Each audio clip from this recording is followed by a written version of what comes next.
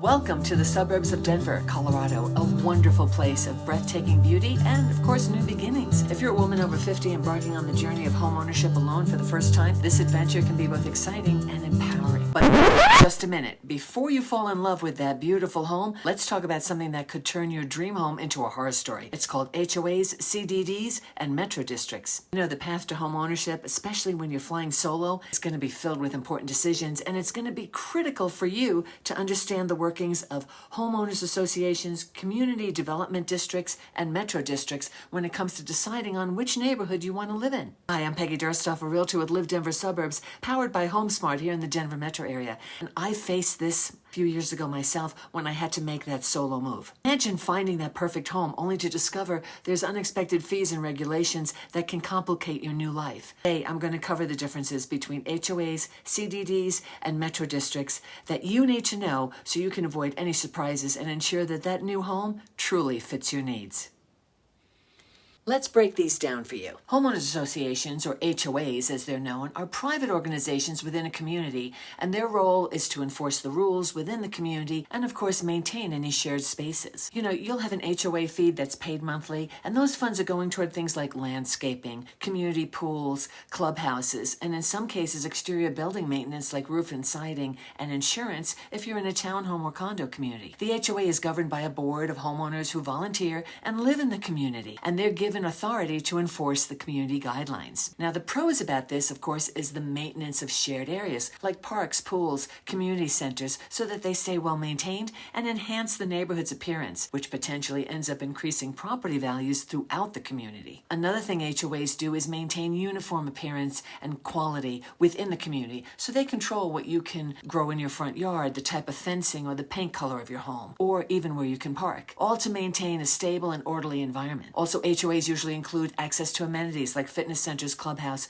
pickleball courts, pools, and recreation facilities, which help foster a sense of community and wellness. Now, the cons. You know, HOA fees are mandatory, and they can vary widely, especially here in the Denver metro suburbs, depending upon where you're living and the amenities that they're providing. Some places like Windsor Gardens, which is an active 55-plus community, has higher HOAs, in part because they also include your property taxes in that amount. Other active 55-plus communities may offer golf course access, and these fees can increase over time, which could impact your budget. HOAs also cover rules and regulations for the use of the property. This could affect your personal preferences, such as exterior paint colors, planting choices, or even in some cases, the ability to rent out your home. And then, as we've seen in the news, there's always the potential for mismanagement, which is why there are newer and stronger rules and regulations in effect right now in Colorado for HOA boards and HOA controlled communities. Now, CDDs, or community development districts, are typically more common in states like Florida, and CDDs are special purpose government units that finance infrastructure and amenities in large neighborhood developments. They levy taxes on property owners to repay bonds used for community development and improvements. In Colorado, something similar to CDDs would be metro districts, but I'll get to that in a moment. The pros of CDDs are, of course, the fact that the infrastructure is developed in these large developments.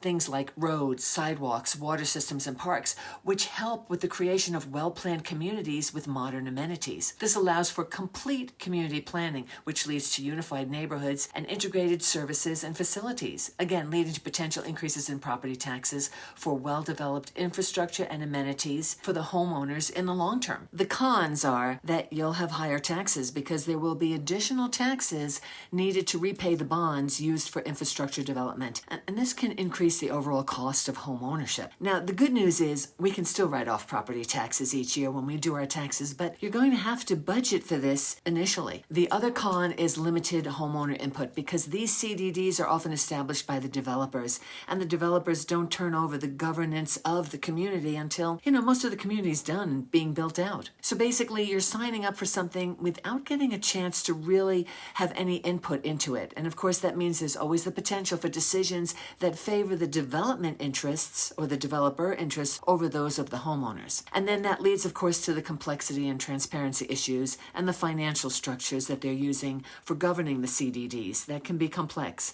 and it can lead to confusion or a lack of transparency for homeowners regarding their obligations and rights. Now, as I mentioned, luckily here in Colorado, we don't have CDDs, but we do have something called metro districts.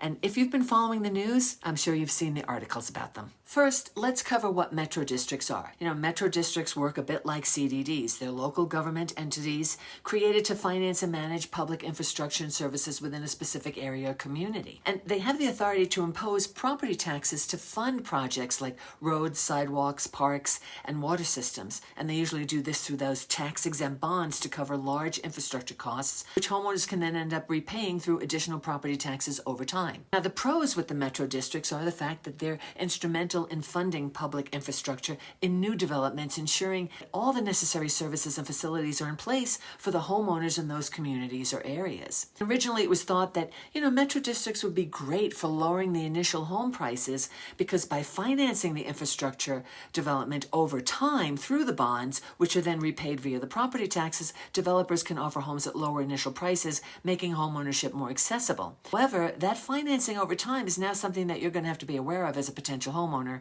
because it will increase your cost of home ownership, which you'll have to budget for when moving into a new community. Another pro for those first moving into the newer communities is that these metro districts can offer a range of services, including trash removal, snow removal, recreational facilities, as well as maintenance of public areas, all contributing to a well-maintained living environment. However, there are some cons you're going to have to consider. And of course, the first one would be those higher taxes. And although at the end of the year you can still write off your property taxes, you have to count that initially into your budget as you go out shopping. Also here in Colorado, I want you to know that these newer communities, may not just have either an HOA or a metro district. You may end up with both, depending about how far along the developer is in building out the community. In both instances, you have to be aware of that as you're putting together your budget for that next home. Another con, which mirrors the CDDs, is that initially metro districts are governed by the developer, which can lead to decisions that prioritize the development goals over, say, a homeowner's goals or preferences. Metro districts can be complex financial obligation, and you want to make sure that you get a group of experts around you to help you fully understand what are the tax liabilities and how are the funds being utilized. So how does this impact you as a Colorado home buyer? Well, HOA fees can be several $100s depending upon the community and the amenities provided, and metro districts fund infrastructure through property taxes, which can lead to a higher annual tax bill. So you're going to have to factor in these costs when you're budgeting for that new home. That's why you want to review your tax roll, which is one of the documents you get during your home buying process as part of your due diligence paperwork, to make sure that you understand what the costs are along with your home. At the same time, you also want to take a look at the financials from the HOA to make sure that you're moving into a community with a strong HOA that's managing the financials correctly. HOAs will control the rules and regulations of living within the community, and HOAs are typically going to be managed by a board of residents or homeowners, which give homeowners a direct voice in the community decisions. Make sure to review your HOA paperwork so you can understand what the rules and regulations are and how decisions are being made and voted on by the HOA board.